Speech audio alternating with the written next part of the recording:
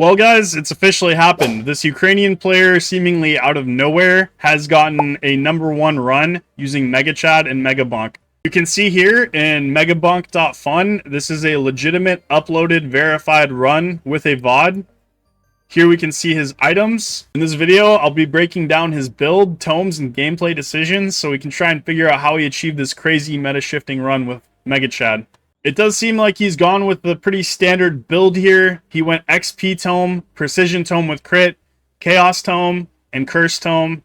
And he also went katana, flame walker, and executioner, which has been pretty much the go-to on Noelle. The only difference is that obviously he took aura instead of frostwalker, like all of the Noelles have been doing.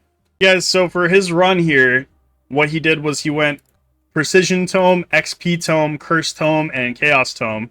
So you can go ahead and toggle everything else off tome-wise. Turn off Silver Tome, all these other tomes. You don't need them. And then for items, what the meta is Curse Doll and Key for commons. Everything else is toggled off.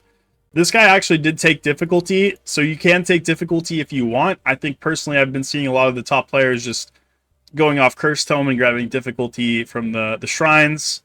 Here, just Echo Shard and Kevin are going to be what you want toggled on. You don't need anything else, especially if you're going for this running style that he does. You don't need Idle Juice. You could banish out Campfire as well. And for here, all he had on was Grandma's Secret Tonic to give a chance for AoE damage from crits. He did not have Cursed Grubbies, and he just mostly went for green credit cards, so he did use most of his banishes out on these other epic items. If you saw, he didn't have many of those in his inventory. I believe he had Bloody Cleaver turned off, he had Soul Harvester turned off as well. He had Trunk Plate, Dragonfire, Energy Core, and Speed Boy turned off. So you just want to have Anvil, Joe's Dagger, Holy Book, and Sucky Magnet on as your legendaries, and of course Lightning Orb. That will be the setup for this run if you want to try and recreate it. So here we are. This is the record-breaking MegaChad run. I'm going to go ahead and put this on 2x speed here, just so we can see what's going on. You can see he grabs a quick XP tome. He gets an anvil straight away, first item. That's actually insane, by the way. He's probably pretty excited at this point. He's doing a really good job of bunny hopping, clears a couple goblins. He's going to a shrine, grabs katana, grabs lifesteal. I'm going to just sort of skip through here a little bit. We can see how he continues his build. So he actually opts for a second point in katana here. He gets 3 stats. He gets projectile count, damage. So his katana is going to be putting in a lot of work. I guess that's pretty nice. You can instantly start leveling up your weapons with a level 1 anvil. And he wastes no time grabbing the Flamewalker here. Interesting choice. He passes up the tome for going for Flamewalker, so he's really trying to get a weapon-heavy build here. Wow, oh my gosh. He walks up to this yellow hat guy, and he gets the option for Sucky Magnet. Just insane luck here. He already has a green luck credit card. Also, he's taking the difficulty item Skull Leg, so he raises the difficulty a bit with that. I think this part here is actually pretty insane. He actually walks up to the yellow guy with the yellow hat. He gets another anvil, so now he has 2 anvils, which is absolutely absurd to have a 2 anvil build at 6 minutes and 50 seconds. He finishes his build here, opting for the Dexecutioner. And you can see here, he's getting 4 upgrades for his katana here. He's getting size, damage, crit chance, and projectile count. So he's pretty much getting almost max value out of every upgrade with this double anvil. Pretty absurd for his weapons. They're going to be so strong here in a second. Here he's microwaving up keys. So he's just trying to get as many keys as he can, because that's going to allow him to open up chests for free if he gets lucky. It's going to roll a 10% chance for a free chest. So he's grabbed another key from a chest here. He's definitely trying to just get as many keys as possible. I love how MegaChad just walks around. He's got that Conor McGregor type run. Super Chad-like movement here, as you can see. He is just walking around, opting to take all of the greed shrines on the map that he possibly can. And he already has 3 green credit cards, and he's just ripping open chests right now. His luck's at 85% coming out of the first run, which is pretty awesome.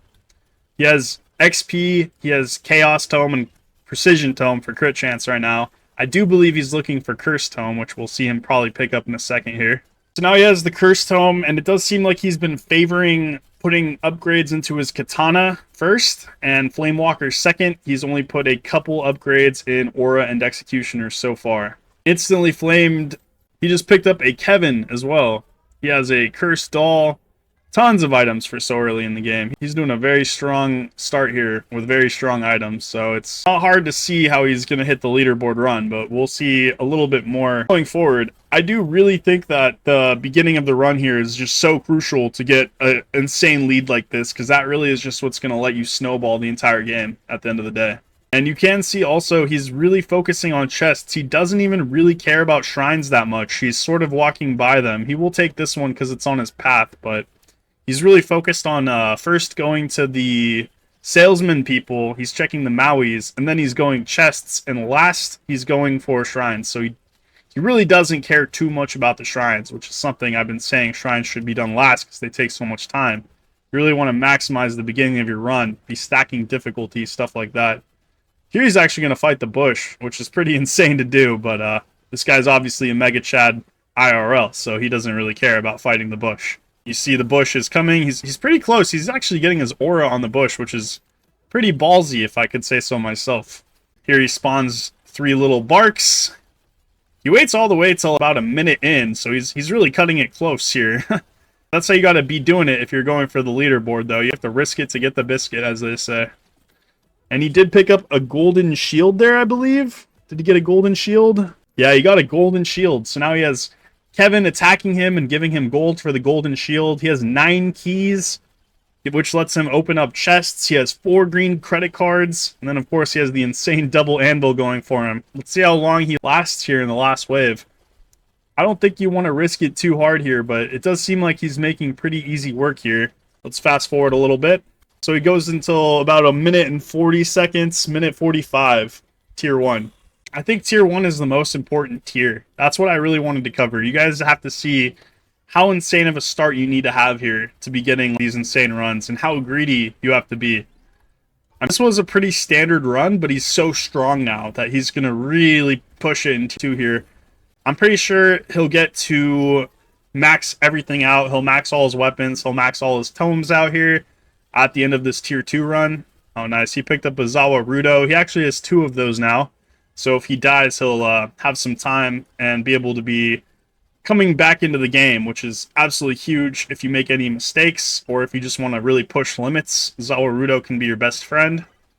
Also, sometimes your worst enemy if you really need something like a Joe's Dagger or maybe a Sucky Magnet, which he'll probably be looking for at this point. Again, he's just stacking green credit cards. He already has 6. He's going straight for the boss curses. He wants to get maximum chests, so he's not even really worried about the shrines. He's just he got the green credit card from the salesman. He's hitting the salesman and the shrines up last, so he's going for the Maui and the salesman first, going shrines last, or when they're convenient and on the way. Absolutely melting the stone golems here, by the way. Oh my gosh, look at that damage. So just checking out real quick what his stats are at, right? He's 6 minutes into tier 2. He's at 366% luck, which is super high. No luck tome, by the way. He's just been getting luck from shrines and green credit cards and ripping open chests. He has about 6 credit cards now, so he's getting about 12% luck every chest he opens. And then he has 9 keys, so he has a high percentage chance of a free chest. I really think this double anvil is doing a ton of work, too. Getting all those stats from his weapons for free. Getting 4 stats per upgrade. It allows him to make some pretty rash decisions, have a lot of damage, and not have to put too many levels into his weapons. As you can see, he's only level 10 with his katana, which is his max weapon, and he's keeping his tomes really high. He has level 12 XP. His difficulty is at 94%, which is really high as well. We'll go ahead and keep going here. He grabbed a... So here he comes to the shrine here, and he opts for luck, which I think is really strong. He's getting as much luck as possible. Rolls a key, rolls an overpowered lamp. Both those chests were free, by the way, from his keys. He rolls another free chest, gets an ice cube. So he's just getting tons of free chests right now, by the way, and his chests only cost 2,000 still. So the fact that he's able to roll these for free and the price isn't going up on how much each individual chest costs is huge. Pretty lucky that he just rolled 4 free chests in a row, by the way. That's pretty huge. Here we see him rolling around the map. He gets a Joe's Dagger here from this guy, which is one of the best items in the game for long runs. Here he goes in and hits a chest, picks up a holy book, which is absolutely huge as well. Gonna help him. He can sustain the Kevin. He opts for size here because he realizes I have Aura and Holy Book. I want to start getting some size from the shrines, right? Because he doesn't have size tome. So if he wants to get benefit from having the Holy Book and the Aura, he needs to start expanding his size a little bit. And the only way to do that is with shrines. Here he goes extra jumps instead of luck, so he can start really floating around the map. He opts for jump height, 18.4% jump height. So he's starting to want to just jump a lot. He wants to be floating, getting around a lot. Let's see what he does with all those jumps. Here he has 4 Chunkums instantly deleted. Rolls another Zawarudo, a beefy ring. Rolls socks and golden glove. He also got a sucky magnet now, by the way. He gets another ice cube, so he has 4 ice cubes now. Another green credit card. He's at 7. I mean, he's just absolutely getting stacked with the RNG. He's opened so many chests, by the way, and it's only 4,677 per chest still, because he's just rolling all these for free, practically. Another Holy Book, and it's not hard to see how he's snowballing the run like crazy right now. So here's 22 minutes into Cooked in Tier 2, and this guy's just running it. He's gotten so much more stuff. He has 3 Grandma's Flasks. He has 2 Electric Lightning legendary items. He has 4 Joe's Daggers now. And you can hear him just pounding that space bar. I think what's interesting about this guy is he's actually gotten so many jumps, he's able to practically outrun the ghosts. He has 4 movement speed socks, all the jumps, and he's just bunny hopping away from the ghosts. So this might be a new strategy we start seeing. Instead of standing in one spot, we're just going to be jumping around the entire literal map. Because this is a #1 run, so I'll be interested to see if this is the strategy going forward. I think this is absolutely insane to look at. Let's just go ahead and see how far he actually lasts into Tier 2. So here we see, oh my gosh, bro must be a little tired by now. This is 50 minutes into Tier 2, and he's already full level. Everything's fully maxed. He's just jumping in actual huge circles around the map. I'm looking right now to see his Warudos. He still has 4 Warudos, which means he has 4 revives to come back to life. Let's go ahead and fast forward a little bit more. You can see I'm just keeping an eye on his Warudos here. I want to see if he pops one of the Warudos before he dies. It looks like he paused here. Let's fast forward a little bit. So it does look like he popped one of his Warudos here, and he stands for a little bit and then dips out. He goes away. He comes into the last tier here. Actually, now I'm looking at it, he used all his Warudos. So he basically stayed in Tier 2 as long as he possibly could, using all of his Warudos, getting as much value as he possibly could. He has 1.8 mil practically gold, and chests still only cost 12,000. He has how many keys? Oh, he's talking there a little bit. He has 11 keys, so he has a super high chance to actually get these chests here for free. And he could probably get pretty much every chest on the map. And on Tier 3, there's a load of chests. He's still stacking luck. He has 10 green credit cards, so he's getting 20% luck per chest. This guy's absolutely snowballing right now. Nothing can touch him. He's actually going God mode. Pretty much the entire map is his. He's just running around right now looking for all the boss curses, because he wants to make sure he gets all the bosses he possibly can before they spawn. And just the bosses there instantly die. He doesn't even need to be relatively close to them at all. They just die. He's so strong. He gets another Joe's Dagger. He has 6 Joe's Daggers. He has 4 Holy Books. I want to see what his luck is at here. His luck is at 1,691%. Just from ripping open boxes with the green credit cards. And just from his gold income. He's had the Joes and the Joes, 2 golden shields. And he's just survived so long from jumping around the map, getting this huge snowball lead. I think this new method of jumping around the map is a lot cooler than the old method of just sitting in one spot and trying to sustain them. I think we'll be seeing a lot more of this now. I'm going to go ahead and fast forward here a little bit. We'll go ahead and see where he's at. Now he has 10 Joe's Daggers, 13 Big Bonks. He has 4 Warudos now after using all of them in the last stage. Again, the double anvil just does so much work. Here you can see he's actually popped over Rudos here. Go back a sec. He's popped over Rudos here, so he dies here. Let's watch his death real quick. So this is his death. He's standing still. He dies. Says something real quick in Ukrainian. So he freezes time. Look at all these chests. He has just a plethora of chests around him because he's been sitting still for so long. He's 22 minutes into Cooked right now. And then I guess here he's just grabbing everything he possibly can. because he has so many Warudos. Wow, he's just getting so much. He got another spicy meatball. He has how many spicy meatballs? 9 spicy meatballs. And now he's just like, I'm going to start running it again. He grabs the clock to freeze time. He gets a couple more kills in here, and then he's going to start running it. It looks like he might opt to... He's just trying to get the maximum value to kill them before he starts running it. He's at 449,000 kills right now, by the way. And he has this sort of bunny hopping slide method because he took a massive amount of jumps. So he's able to just outrun the ghosts. He's using MegaChad, so if they hit him once, I believe they get stunned momentarily from his passive. And he also gains damage. And he just pretty much repeats this, it looks like. So I fast forwarded a little bit here.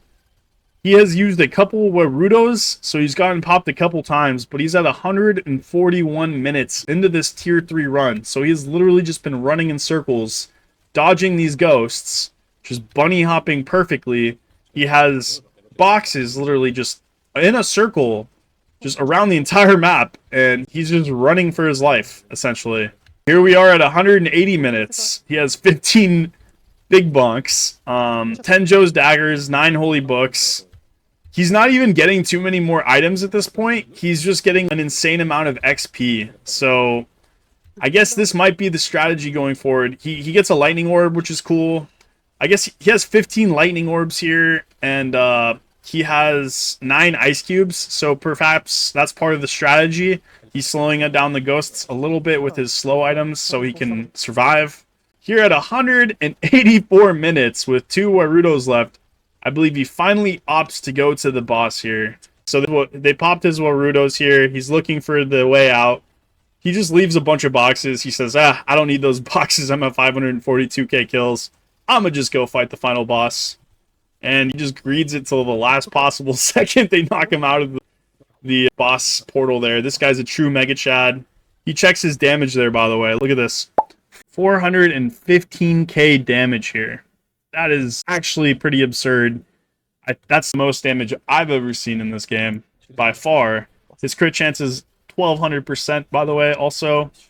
Wow, and it looks like he actually gets a reward here. Kill a final boss on tier 3 as MegaChad. So I guess this may have been his first run with MegaChad. That's a little interesting. Maybe it's a new account. I'm not sure. This is 20 minutes in. He's pretty much easily destroying the wave still. He has boxes everywhere around. Still has 3 Warudos. Let's go ahead and go a little farther. So this is towards 824k kills. He's cooked. He's 42 minutes in. And he has this strategy where he's just jumping up and down off the map. I guess he's just trying to milk kills at this point.